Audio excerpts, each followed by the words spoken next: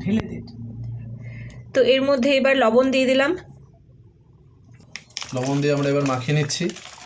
লবণ দিয়ে ভালো করে আমরা মাখানোর পর এখানে বিরিয়ানি মশলা দেব।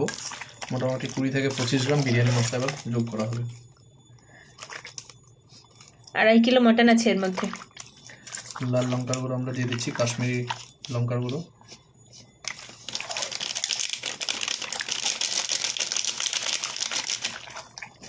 দেখো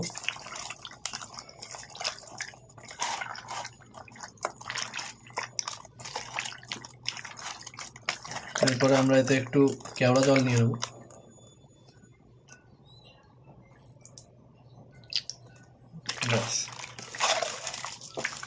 এটার সাথে ভালো করে মাখানোর পর আমরা বিরিয়ানি মশলা যোগ করব।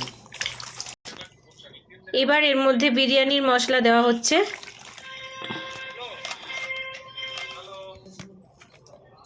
আমরা এখানে বিরিয়ানি মশলা যোগ করছি। এটাতে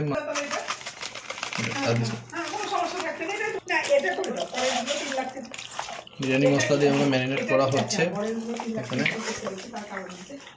ওগুলো যায়।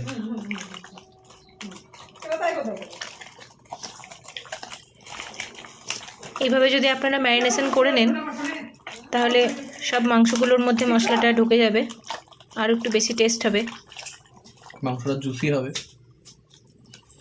এরপরে এর মধ্যে কাশ্মীরি লঙ্কা গুঁড়ো দেওয়া হচ্ছে। এর আগে লাল লঙ্কা গুঁড়ো দেওয়া হয়েছে।